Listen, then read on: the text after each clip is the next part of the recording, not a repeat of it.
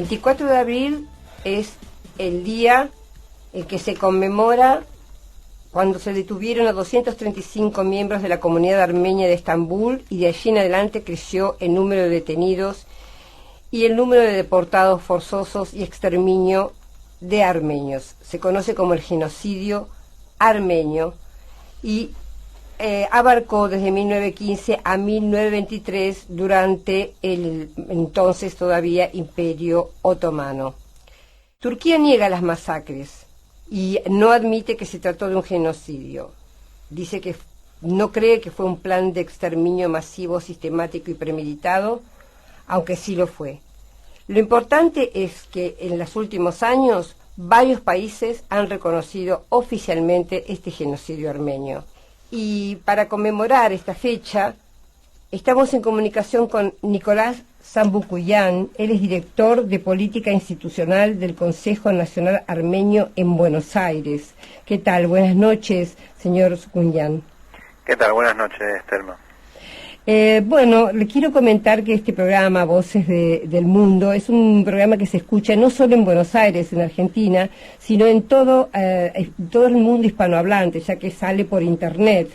Por lo tanto, digo esto por las referencias por ahí que sean no solamente con respecto a Argentina, sino en general. Bueno, quería una reflexión en este nuevo aniversario del genocidio armenio. Bueno, este año tiene la particularidad de que muchos nos encontramos como miembros de la comunidad armenia, de sus instituciones, con una gran incertidumbre de cómo iban a desarrollarse algunos acontecimientos. Digo esto porque este año se conmemora el 101 aniversario y venimos de una fecha muy importante, de todo un año de trabajo que fue el año del centenario del genocidio armenio, que concluyó el 23 de abril con un acto masivo que se realizó en Vicente López, y realmente no sabíamos cuánto de eso que había generado el hecho de una fecha como un centenario, que como nosotros siempre decimos es un centenario del inicio del genocidio y un centenario también de la impunidad en paralelo por el no reconocimiento al que hacía mención de la República de Turquía, y realmente no sabíamos cuánto de eso iba a continuar y cuánto realmente se iba a agotar en lo que fue todo un año de recordación. Y realmente en todo el mundo lo que hemos visto en estos días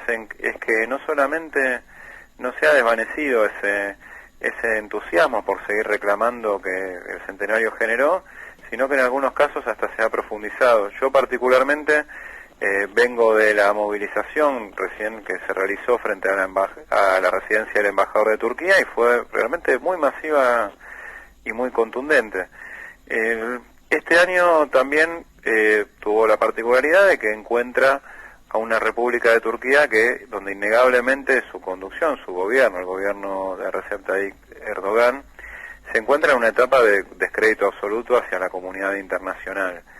Nos ha resultado, ya que hacía referencia a que se escucha en otros países hispanoparlantes, justamente Erdogan estuvo en una gira por Ecuador, Chile y Perú recientemente, y fue fuertemente rechazado, y no por descendientes de armenios, no por cuestiones del genocidio armenio, sino por lo que sucede actualmente en Turquía, por su amplio carácter represivo, por su persecución a pueblos como los kurdos. Claro. Hoy por hoy Erdogan no puede pisar un país que no sea de los aliados más estrictos de Turquía sin sufrir un rechazo.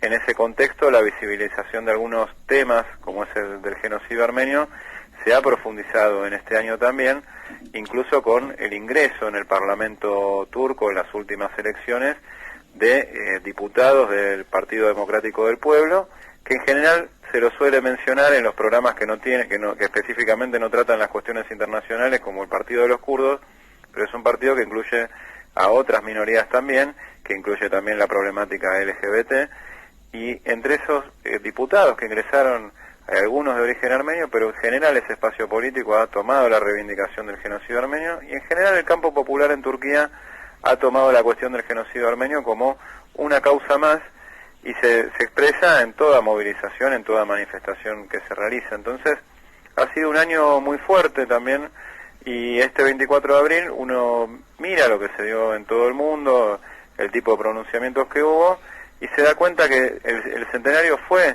un aliciente para profundizar la lucha, y no fue solamente una cuestión protocolar, conmemorativa, que tuviera que ver con un número redondo, sino que realmente sirvió como para terminar de despertar en algunos el fervor por luchar por esta causa.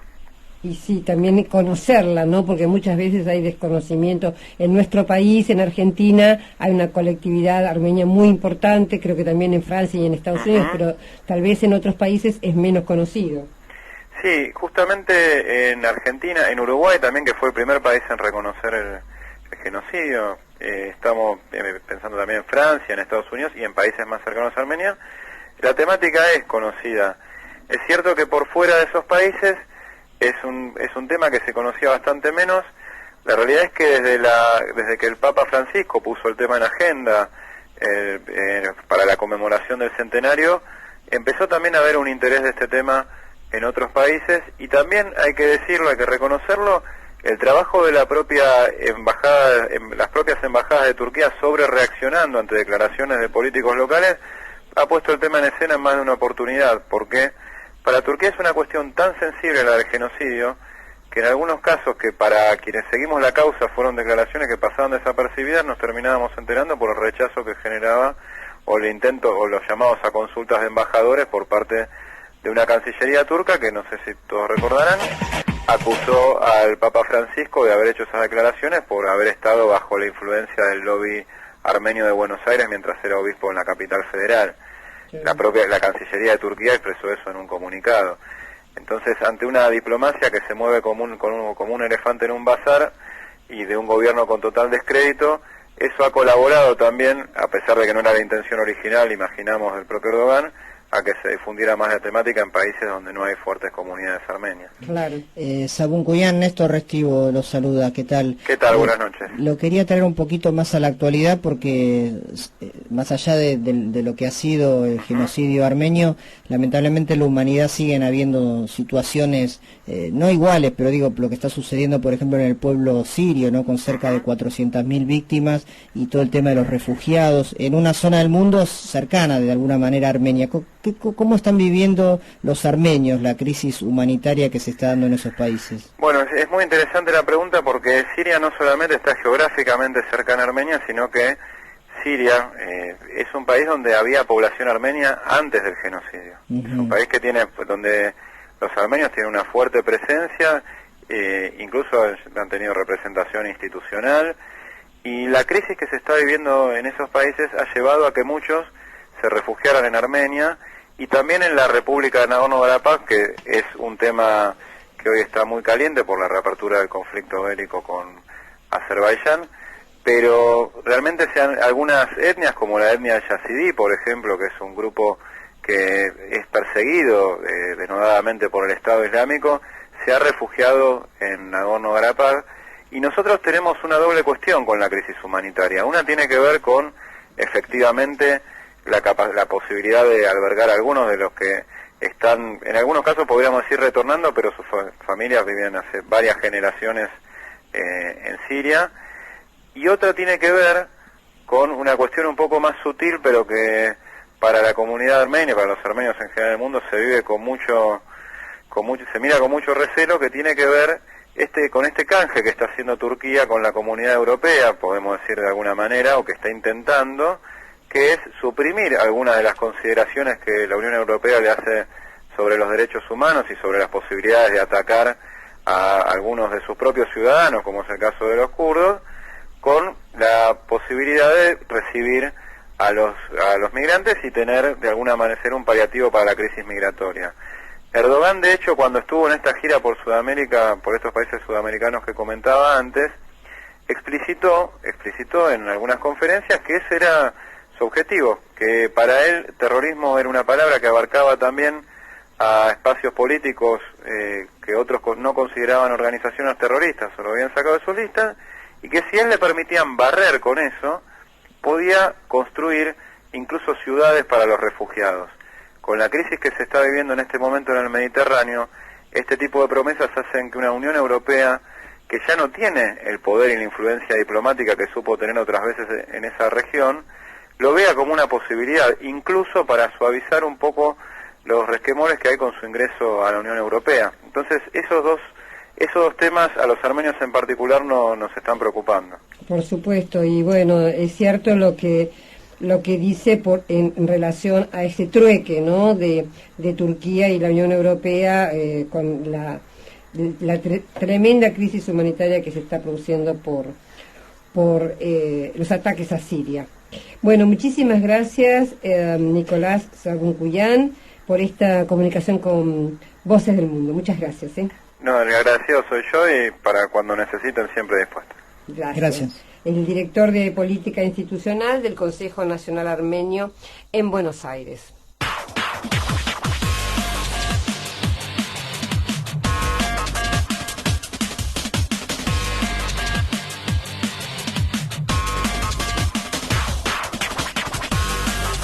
Bueno, nuestro entrevistado hablaba de Nagorno-Karabaj, bueno, él lo pronunciaba un poco mejor, pero Nagorno-Karabaj es bien interesante porque es durante la época en que existía la Unión Soviética, era un enclave que pertenecía a la República Socialista Soviética de Azerbaiyán. Él habló de la República de Azerbaiyán y la República de Armenia, que son vecinas, pero siempre estuvieron en disputas, incluso tienen diferencias religiosas, ¿no?, porque Azerbaiyán es una república musulmana y el caso de Armenia es cristiana.